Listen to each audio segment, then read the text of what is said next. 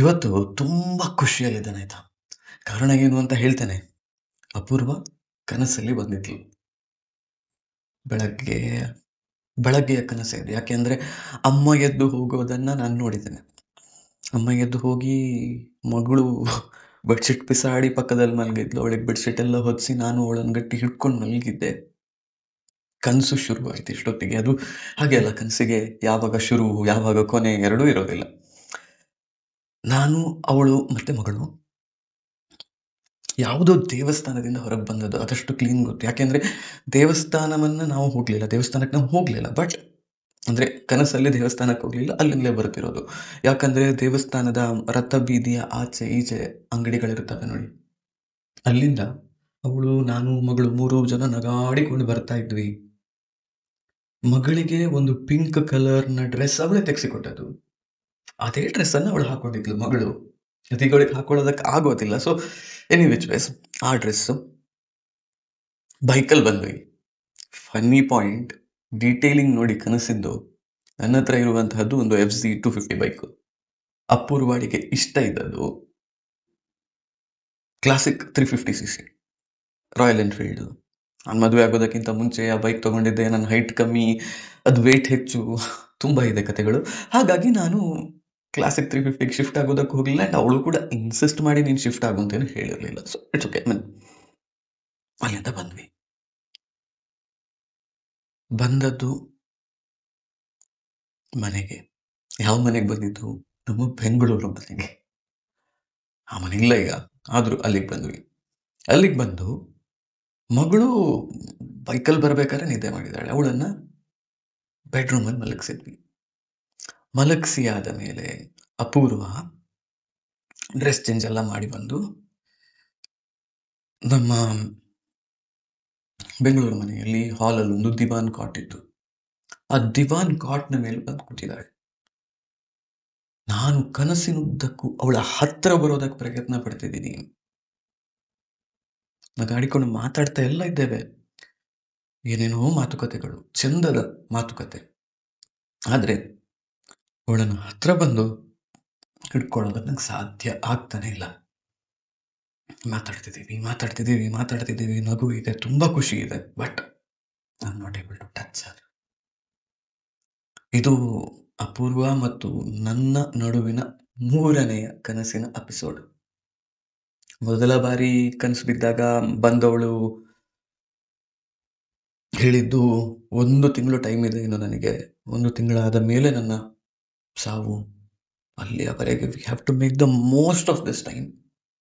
ಏನ್ ಮಾಡ್ತಿದ್ದಿ ಎಲ್ಲ ಬಿಡು, ನಾನು ಏನ್ ಮಾಡ್ತಿದ್ದೀನಿ ಎಲ್ಲ ಬಿಡ್ತೀವಿ, ಮಾತಾಡ್ಕೊಂಡು ಕೂರೋಣ ಅಂತ. ಆ ದಿನವೂ ಕೂಡ ಎದ್ದಾಗ ತುಂಬಾ ಖುಷಿಯಲ್ಲಿದ್ದೆ. ಅಂಡ್ ಆ ದಿನವೂ ನನಗೆ ಅವಳನ್ನು ಮುಟ್ಟೋದಕ್ಕಾಗಿರ್ಲಿಲ್ಲ. 2ನೇ ಕನಸಲ್ಲಿ I don't know why, how and all that, it was just a brisk, brief 30-second dream, I guess. She came in.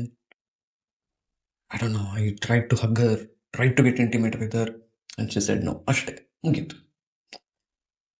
ಕೆಲವೊಮ್ಮೆ ಕನಸುಗಳನ್ನು ಜಾಸ್ತಿ ಕನಸು ಅಂತ ಹೇಳಿ ಬಿಟ್ಟು ಬಿಡ್ಬೋದು.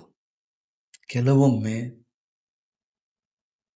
The best that they can try to console us from wherever they are. ಅವರು ಅದನ್ನ ಮಾಡೋದಕ್ಕೆ ಪ್ರಯತ್ನ ಪಡ್ತಿದ್ದಾರೇನೋ ಅಂತ ಅಂದ್ಕೋಬಹುದು. ಸೈನ್ಸ್ ಅಂತ ಒಂದು ಪುಸ್ತಕ ಇದೆ. ಈ ಯೂಟ್ಯೂಬ್ನಲ್ಲಿ ಕೆಲವೊಂದಿಷ್ಟು ಪ್ರಾಡಕ್ಟ್ಗಳನ್ನು ಲಿಂಕ್ ಮಾಡೋದಕ್ಕಾಗುತ್ತೆ, ರೆಕಮೆಂಡ್ ಮಾಡೋದಕ್ಕಾಗುತ್ತೆ. ಇಲ್ಲಿ ಆ ಪುಸ್ತಕವನ್ನ ನಾನು ನಿಮಗೆ ಲಿಂಕ್ ಹಾಕಿರ್ತೀನಿ. ಮಾರ್ಕೆಟಿಂಗ್ ಅಲ್ಲ, ಬೇಕಾದವರು, ನೋವಲ್ಲಿರುವವರು, ನೋವನ್ನು ಅನುಭವಿಸ್ತಾ ಇರುವವರು ಅದನ್ನೊಮ್ಮೆ ಓದಬಹುದು.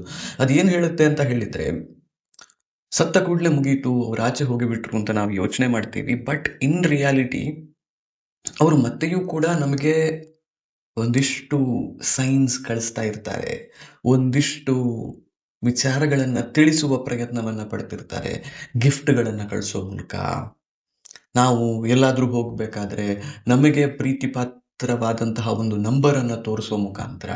ಯೂಶ್ವಲಿ ನೀವು ಸ್ವಲ್ಪ ಈ ರೀತಿಯ ಘಟನೆಗಳನ್ನೆಲ್ಲ ನೋಡಿದ್ದೀರಿ ಅಂತ ಹೇಳಿದ್ರೆ 12, 12, 11, 11, 1, 2, 3, 4 ಈ ರೀತಿಯ ಸ್ಪೆಷಲ್ ನಂಬರ್ಸ್ ನಮಗೆ ಮತ್ತೆ ಮತ್ತೆ ಮತ್ತೆ ಮತ್ತೆ ಕಾಣೋದು ಶುರುವಾಗುತ್ತೆ. ಅವಳು ಆಸ್ಪತ್ರೆಯಲ್ಲಿ ಇದ್ದಾಗಂತೂ ನನಗೆ ಕಂಟಿನ್ಯೂಸ್ ಆಗಿ 9 ಕಾಣ್ತಾ ಇತ್ತು. 9 ಈಸ್ ಅ ಕಂಪ್ಲೀಟ್ ನಂಬರ್ ಅಂತ ಹೇಳ್ತಾರೆ. ನೀವು ಯಾವುದೇ ಜಪ ಮಾಡೋದಕ್ಕೆ ಹೋದ್ರೆ 108 9 ಬರುತ್ತೆ. 54 ಆ್ಯಡ್ ಮಾಡಿದ್ರೆ 9 ಬರುತ್ತೆ. 27 ಆ್ಯಡ್ ಮಾಡಿದ್ರೆ 9 ಬರುತ್ತೆ. 540 9, 1008 ಅಂದರೆ 9. ಸೊ ಎವ್ರಿಥಿಂಗ್ ಈಸ್ ಕಂಪ್ಲೀಟ್ ಅಂತ 9 ಅಂದ್ರೆ. ನನಗೆಲ್ಲೋ ಮನಸ್ಸಿನಲ್ಲಿ ಒಂದು ಆಲೋಚನೆ ಥ್ರೋ ಔಟ್, ಮೇ ಬಿ ಅವಳು ಕಂಪ್ಲೀಟ್ ಆಗಿ ಹುಷಾರಾಗಿ ಬರ್ತಾಳೆ ಅಂತ. ನನಗೀಗ ಅನ್ಸೋದು 9 ಮೆಂಟ್ whatever she had to do, she was done doing it. Life was complete. ಕರ್ಮ ಕಳೆಯೋದಕ್ಕೆ ಏನೆಲ್ಲ ಅನುಭವಿಸ್ಬೇಕಿತ್ತು ಅದನ್ನೆಲ್ಲ ಅನುಭವಿಸಿದ್ಲು ಅಂತ. ಸೈನ್ಸ್ ಬುಕ್ಕಿನ ಲಿಂಕ್ ಹಾಕ್ತೀನಿ ಅಂತ ಹೇಳಿದೆ, ಅದನ್ನು ಮೊದಲು ಹಾಕಿಬಿಡ್ತೀನಿ. ಇಫ್ ನಾಟ್ ವಿಡಿಯೋದ ಡಿಸ್ಕ್ರಿಪ್ಷನ್ನಲ್ಲಿ ನೋಡಿ, ಅಲ್ಲಿ ಹಾಕಿರ್ತೀನಿ. ಈ ಪುಸ್ತಕ ಏನು ಹೇಳುತ್ತೆ ಅಂದರೆ, ಸಾವನ್ನಪ್ಪಿದವರು ನಮ್ಮನ್ನು ಗೈಡ್ ಮಾಡೋದಕ್ಕೆ ತಮ್ಮ ಪ್ರಯತ್ನವನ್ನು ತಾವು ಪಡ್ತಾರೆ ಅಂತ. ಆ್ಯಂಡ್ ಇನ್ಸ್ಟಾನ್ಸಸ್ ಇದಾವೆ, ಅದರಲ್ಲಿ ಎಕ್ಸ್ಪ್ಲೇನ್ ಮಾಡಿಕೊಂಡು ಹೋಗೋದು ಇನ್ನೊಂದಿನ ಯಾವತ್ತಾದರೂ ಹೇಳ್ತೀನಿ. Some farms they use, some animals that they use. ಇದರಲ್ಲಿ ಬೀಟಲ್ ಕೂಡ ಒಂದು.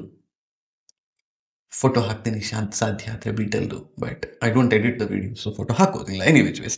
ಸೊ ಬೀಟಲ್ ಕೂಡ ಒಂದು. ಬೀಟಲ್ ಅಂತ ಹೇಳಿದರೆ ಕೆಂಪು ಕಲರಿನ, ಅದರಲ್ಲಿ ಸಣ್ಣ ಸಣ್ಣ ಸಣ್ಣ ಸಣ್ಣ ಕಪ್ಪು ಕಪ್ಪು ಚುಕ್ಕಿಗಳಿರುವಂತಹ, ನೋಡೋಕೆ ಚೆಂದ ಇರುವಂತಹ ಒಂದು ಹುಳ. ಮಗಳನ್ನ ಇಲ್ಲಿ ಕರ್ಕೊಂಡು ಬಂದು ಮಂಗಳೂರಿಂದ ಊರಿಗೆ ಶಿಫ್ಟ್ ಆಗಿ ಮೊದಲ ದಿನವೂ 2ನೇ ದಿನವೂ ರೋಡಿನವರೆಗೆ ಕರ್ಕೊಂಡು ಹೋಗಿದ್ದೆ. ವಾಕಿಂಗ್ ಕರ್ಕೊಂಡು ಹೋಗಿ ಅಲ್ಲಿ ಒಂದು ಕಲ್ಲು ಬೆಂಚಿನ ಹಾಗಿದೆ, ಕಲ್ವರ್ಟ್ ಬೇಸಿಕಲಿ, ಅದರ ಮೇಲೆ ಕೂರಿಸಿ ನಾನು ಕೂತಿದ್ದೆ. ಭಾರಿ ಬೇಜಾರಿನ ದಿನ ಅದು, ತುಂಬಾ ಅಂದ್ರೆ ತುಂಬಾ ಬೇಜಾರು. ಮಗಳೇನೋ ಆಟ ಆಡ್ತಿದ್ದಾಳೆ. And those were the days when ಅಮ್ಮನ ನೆನಪನ್ನ ಪ್ರತಿ 5 ನಿಮಿಷಕ್ಕೆ ಮಾಡಿಕೊಳ್ತಿದ್ದಂತಹ ಟೈಮ್ ಅದು. ಆಗ ಕೂತಿದ್ದೆ, ಅವಳೇನೋ ಆಡ್ತಾ ಇದ್ಲು. ಆ್ಯಂಡ್ ಈ ಬೀಟಲ್ ಕೈ ಮೇಲೆ ಬಂತು, ಇಲ್ಲೆಲ್ಲ ಸುತ್ತಾಡ್ತಾ ಇತ್ತು ಕೈಯಲ್ಲಿ, ಆರಾಮದಲ್ಲಿ ಆಟ ಆಡಿಕೊಂಡಿತ್ತು ಅಲ್ಲಿ ಕೂತಿದ್ದಷ್ಟು ಹೊತ್ತು. ಅದನ್ನು ಮೆಲ್ಲ ಮತ್ತೆ ಕಲ್ವರ್ಟಲ್ಲಿ ಇಳಿಸಿ ಮಗಳನ್ನು ಕರ್ಕೊಂಡು ನಾನು ಬಂದೆ.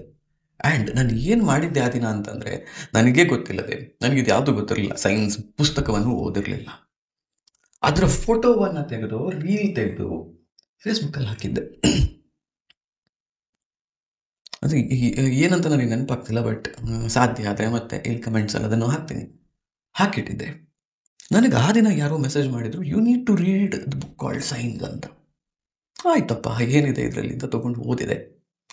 ಅದರಲ್ಲಿ ಏನಿತ್ತು ಅಂದರೆ, when we think of them the most, when we feel extremely sad, that is the day they choose to come to us in one or the other form and make us feel good ಅಂತ.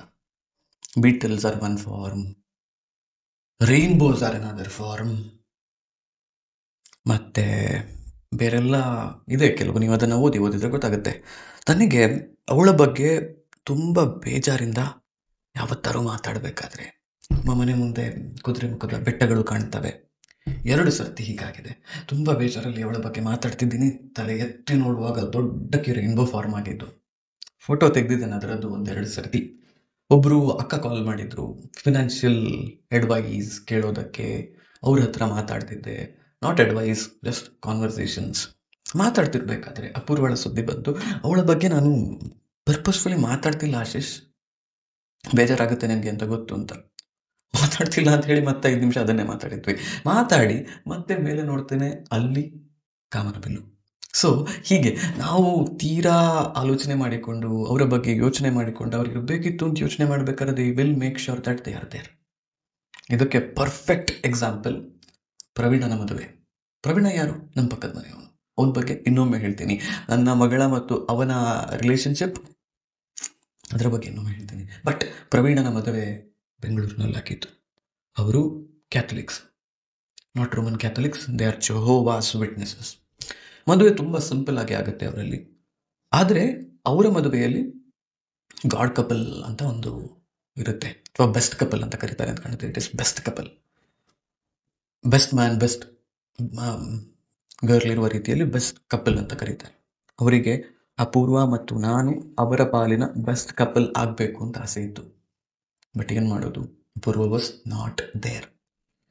ಮಗಳು ತುಂಬ ಇಷ್ಟಪಟ್ಟಿದ್ಲು, ಮಗಳನ್ನ ಅವನು ತುಂಬ ಇಷ್ಟಪಟ್ಟಿದ್ದ. ಮಗಳು ಅವನನ್ನು ಒಳಗೆ ಮದುವೆಯ ಹಾಲ್ನವರೆಗೆ ಕೈ ಹಿಡ್ಕೊಂಡು ಕರ್ಕೊಂಡು ಹೋಗಿದ್ಲು. ಆ ದಿನ ನಾವು ಅಕ್ಕನ ಮನೆಯಿಂದ, ಬೆಂಗಳೂರಿನಲ್ಲಿ ಮದುವೆ ಆಗಿತ್ತು ಅಂತಂದರೆ ಅಕ್ಕನ ಮನೆಯಿಂದ ಹಾಲ್ಗೆ ಹೋಗಬೇಕಾದ್ರೆ I felt so bad, lonely, alone that day. Appu ಇದ್ದಿದ್ರೆ ಅಂತ ತುಂಬ ಸತಿ ಮನಸ್ಸಿಗೆ ಅನಿಸಿತ್ತು. ಕಾರ್ ಹತ್ತಿದೆ, ಇಟ್ ವಾಸ್ ಅ ಕ್ಯಾಬ್. ಅಲ್ಲಿ ನನ್ನ ಕೈ ಮೇಲೆ ಒಂದು ಬಿಟ್ಟಲ್ ಹತ್ತಿತ್ತು. ಆ ಬಿಟ್ಟಲ್ ಹತ್ತಿ ಆ ಕ್ಷಣಕ್ಕೆ I did not realise that this was a sign ಅಂತ. ಮೈ ಮೇಲೆ ಹುಳ ಕೂತಾಗ ನಾವು ಫಸ್ಟ್ ಏನು ಮಾಡೋದು, ಕಿಟಕಿ ತೆಗೆಯೋದು, ಹೀಗೆ ಮಾಡಿಬಿಡೋದು. I remember doing that. ಹಾಗೆ ಮಾಡಿದ್ನು, ಹೀಗೆ ಮಾಡಿದ್ನು, ಏನೋ ಒಂದು ಮಾಡಿದೆ. ಬಟ್ ಆ ಬಿಟ್ಟಲ್ ಹೋಯ್ತು ಮೈಯಿಂದ. ಹೋದ ನೆಕ್ಸ್ಟ್ ಮೂಮೆಂಟ್ನಲ್ಲಿ ನನಗೆ ಫ್ಲ್ಯಾಶ್ ಆಯಿತು, oh my god, this was a sign probably ಅಂತ. ಅಲ್ಲಿಂದ ಹಾಲಿನವರೆಗೆ ಬೇಜಾರಲ್ಲೇ ಇದ್ದೆ. ಹಾಲಿಗೆ ಹೋದ್ವಿ, ಹಾಲಲ್ಲಿ ಇನ್ನೂ ಯಾರೂ ಬಂದಿರಲಿಲ್ಲ, ನಮಗೆ ತಿಂಡಿ ತಿಂದಾಗಿರಲಿಲ್ಲ. ಬೆಳಗ್ಗೆ ಒಂದು ಹೋಟೆಲ್ ಅಲ್ಲೇ ಹತ್ತಿರದಲ್ಲಿ ಇತ್ತು. ಆ ಹೋಟೆಲ್ಗೆ ಹುಡುಕಿಕೊಂಡು ಹೋಗಿ ನಾನು, ಅಮ್ಮ, ನನ್ನ ಅಕ್ಕನ ಮಗ ಅಭಿರಾಮ, ನನ್ನ ಮಗಳು, 4 ಜನ, ನಾವಿಷ್ಟೇ ಜನ ಇದ್ದಿದ್ದು. ಕೂತ್ವಿ. ಅಲ್ಲಿ ತಿಂಡಿ ಆರ್ಡರ್ ಮಾಡಿ ಕೈ ತೊಳೆದು ಬಂದು ಕೂರ್ತೀನಿ. ನನ್ನ ಪಕ್ಕದಲ್ಲಿ ನನ್ನ ಅಳಿಯ ಅಭಿರಾಮ ಕೂತಿದ್ದಾನೆ. ಅವನ ಕಾಲರ್ನ ಕೆಳಗಿನಿಂದ ಅದೇ ಬೀಟಲ್ ಬರ್ತಾ ಇದೆ. ಸುಮ್ಮನೆ ಆ ಕ್ಷಣಕ್ಕೆ ಖುಷಿಪಟ್ಟು ಆ ಬೀಟಲನ್ನು ಕೈಯಲ್ಲಿ ತಗೊಂಡು ಮೈ ಮೇಲೆ ಬಿಟ್ಟುಕೊಂಡೆ. ಮದುವೆ ಹಾಲಿಗೆ ಬರಬೇಕೇನೋ ನಿನಗೂ ಅಲ್ವಾ ಅಂತ ಮನಸ್ಸಲ್ಲೇ ಮಾತಾಡಿದೆ. ಬಟ್ ಮದುವೆ ಹಾಲಿಗೆ ಹೋಗ್ಬೇಕಾದ್ರೆ it was not there. Point is, I guess, I don't know, they just want to make sure that you don't feel extremely lonely. ಅಷ್ಟೇ. ಕೆಲಸ ಇದೆ ನಿಂದು ಇನ್ನೂ ಬಾಕಿ, ಇಲ್ಲಿ ಕರ್ತವ್ಯಗಳು ಇದ್ದಾವೆ, ನಾನು ಮಾತ್ರ ನಿನ್ನ ಬದುಕಲ್ಲ. I felt that is the message that they try to tell. ತುಂಬ ಲೋನ್ಲಿ ಆಗಿದ್ದಾಗ, ತುಂಬ ಬೇಜಾರು ಮಾಡಿಕೊಂಡಾಗ. ನಿನ್ನೆ ಅವಳು ಕೇಳ್ತಾ ಇದ್ದ ಭಜನೆಗಳು ಸಾಯಂಕಾಲ 5 ಗಂಟೆಯಿಂದ ಪ್ಲೇ ಆಗ್ತಾ ಇದ್ದು ರಾತ್ರಿ 10 ಗಂಟೆಯವರೆಗೆ ಮನೆಯಲ್ಲಿ. ಅವಳ ಫೋಟೋಸ್ ನೋಡ್ತಿದ್ದೆ. ಒಂದೆರಡು ಪೋಸ್ಟ್ ಇಲ್ಲೂ ಹಾಕಿದ್ದೆ, ಫೇಸ್ಬುಕ್ಕಲ್ಲಿ ಒಂದು ಪೋಸ್ಟ್ ಹಾಕಿದ್ದೆ, ಅದನ್ನು ತೆಗೆದು ಮತ್ತೆ ಇಲ್ಲೇ ಹಾಕ್ತೀನಿ, ಅಥವಾ ಇಲ್ಲಿ ಹಾಕಿದ್ನೇನೋ. ಇದೆಲ್ಲ ಯೋಚನೆ ಮಾಡಿ ಲೋನ್ಲಿ ಫೀಲ್ ಆಗಿ ಬೇಜಾರು ಮಾಡಿಕೊಳ್ತಿರುವಾಗ ಪ್ರಾಯಶಃ ಅವರು ವಾಪಸ್ you need to get better at this ಅಂತ ಹೇಳೋದಿರ್ಬಹುದು. ಇವತ್ತಿನ ವಿಡಿಯೋದಲ್ಲಿ ವಾಲ್ಯೂಮೇ ಇಲ್ವಾ ಅಂತ ನನಗೆ ಅನ್ನಿಸ್ತಾ ಇದೆ, ಈಗ ರಿಯಲೈಸ್ ಆಯಿತು. ಎನಿ ವಿಚ್ ವೇಸ್ ವಾಲ್ಯೂಮ್ ಸ್ವಲ್ಪ ಹೆಚ್ಚು ಮಾಡ್ಕೊಂಡು ಕೇಳಿ, ಹೋಗಿ ಬರ್ತೀನಿ ನಾನು.